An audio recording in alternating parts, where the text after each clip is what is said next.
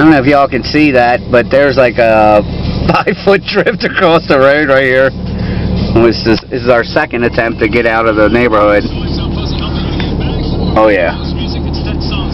Very fun. Alright, now we gotta back down. Hold that.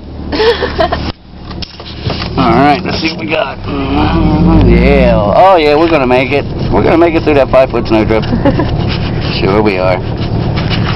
We're gonna document here to show them the Maryland Road part down here is plowed. PA says, fuck you!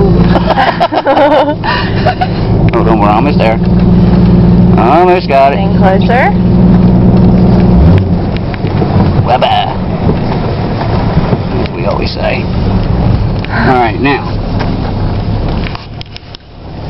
Notice, as we leave this hellhole, we're in the Maryland PA line right here, and notice